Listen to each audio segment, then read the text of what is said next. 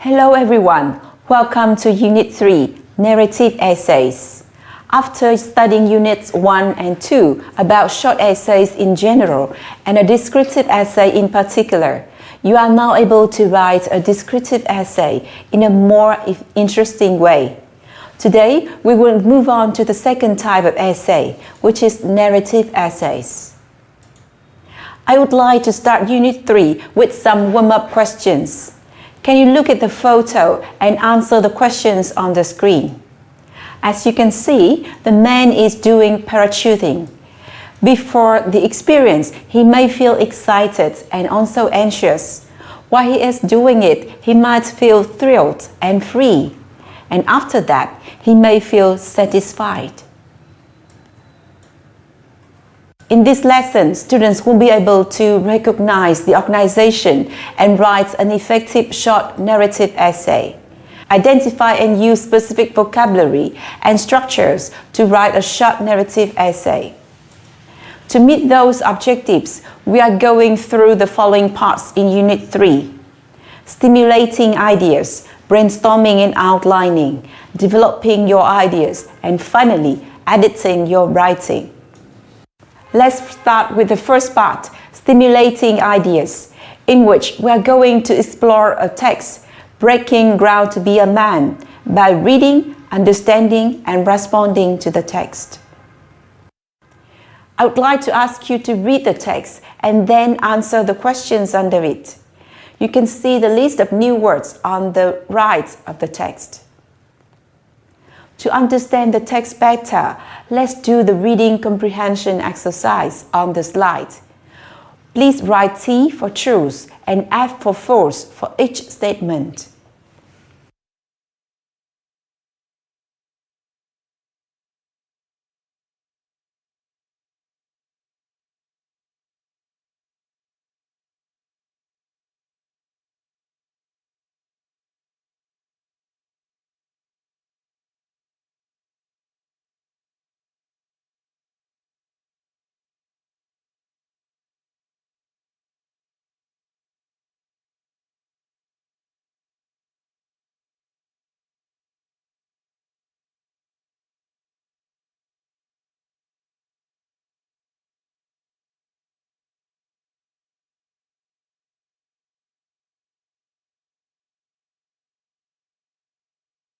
After we have finished exploring a reading text, we now move to the second step of our writing process, which is also part 2 of Unit 3. We are going to firstly brainstorm, then study the organization of a narrative essay before making an outline. Can you think about an event and add information to the list? And here is one suggestion for our unit. So let's think about an embarrassing moment. So what did you think before that? So let's take an example here. I believed everybody shared the same belief. And after that, people have different beliefs in different countries.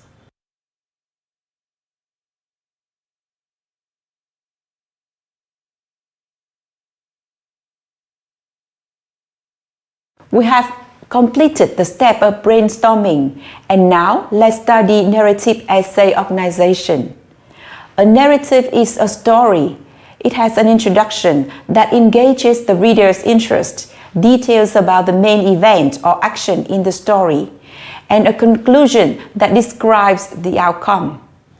Looking at the structure of a narrative essay, you can see that there are similarities between narrative and descriptive essays. The essay also has 3 parts. In the introduction, the hook gets the reader's attention. The middle sentences introduces the event by providing background information about the people, place, and the time. The thesis statement prepares the reader for the action that follows. The second part is body paragraphs. The body paragraphs describe what happens in the story. They include details that bring the story to life. They often use time order to explain the event. The last part is conclusion. A conclusion describes the outcome of the event. Narrative essays often end with a comment about the events important in the writer's life. To understand the narrative organization better, let's complete this exercise. You need to read the text and examine the organization of the essay by answering the questions under the text.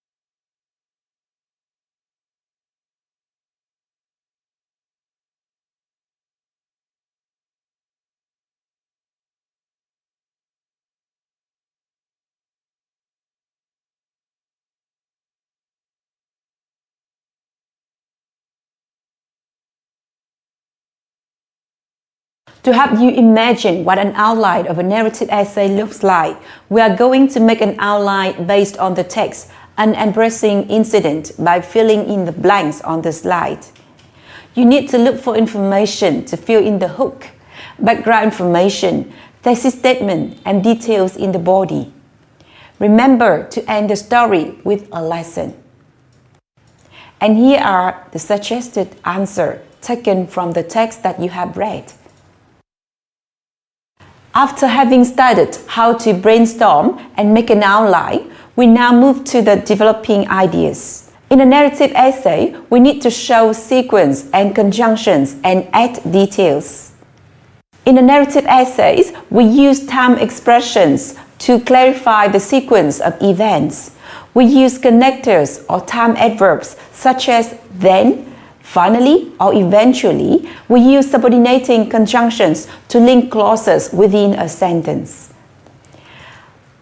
And in this one, we often use time adverbs. We use time adverbs such as afterward, after that, eventually, finally, later, or now, then, suddenly as connectors.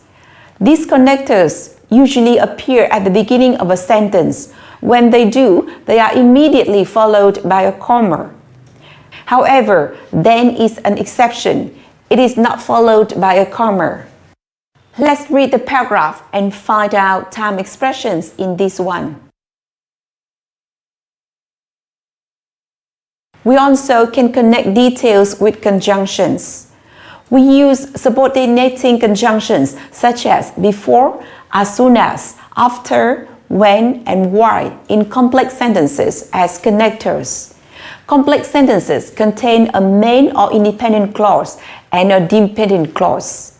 The main clause expresses the principal and independent ideas of the sentence. The independent clause expresses additional information about the main idea. For example, where and when it happened, but would be meaningless without the main idea.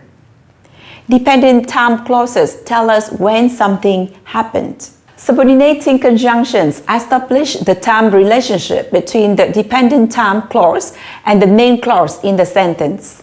The supporting conjunctions start the dependent clause, but the clauses can come in either order. We can use a comma when the time clause comes before the main clause. Let's do some practice. Can you identify the time clause and main clause in the following sentences?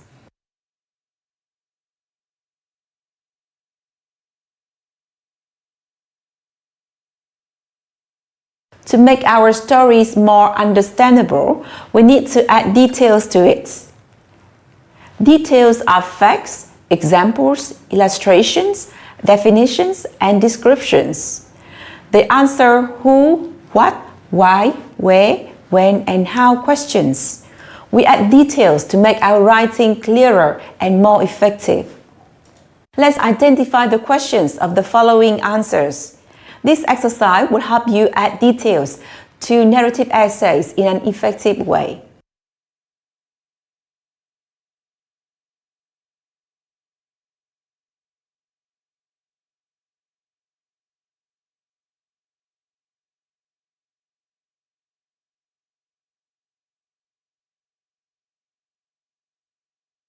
So, we have looked at the organization and ideas of a narrative essay. And now we will move on to a language focus. We will study how to use past continuous and subordinating conjunctions with this sentence. We will use how to use past continuous and subordinating conjunctions with this tense.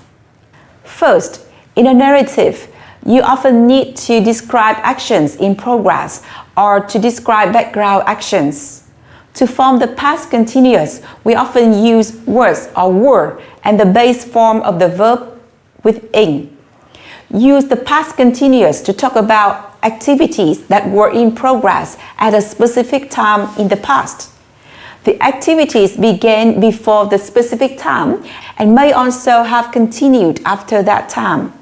For example, at 3 o'clock, we were walking home from school. My friend was riding his bicycle.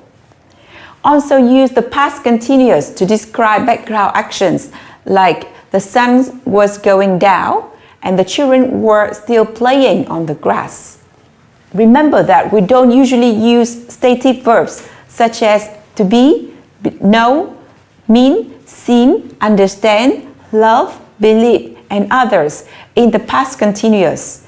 We use the simple past instead. Past time clauses can be used with the past continuous in several ways. To describe simultaneous activities in the past, we often use the past continuous in both the time clause and the main clause. Use the subordinating conjunctions when or why to connect these clauses together. And to describe interrupted activities, we often use past continuous in the time clause and the simple past in the main clause. Use the subordinating conjunctions where or why. Look at this example. While I was waiting for a bus, I heard a crash. So the time clause starts with why and the main clause doesn't have any subordinating connector. That's all about narrative essays. In summary, we have looked at a number of important points under rhetorical focus. We have studied the organization of narrative essay. We have studied 3 parts: introduction, a hook to attract the reader's attention, background information, and a thesis statement. In body paragraphs, we can see the sequence of activities with details, and the conclusion shows the outcomes of the event. We have also been able to go through some language and grammatical focus in this part.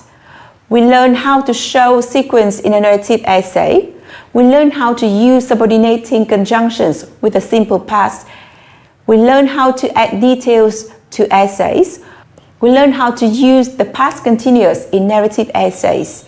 And we also learned to use subordinating conjunctions with the past continuous.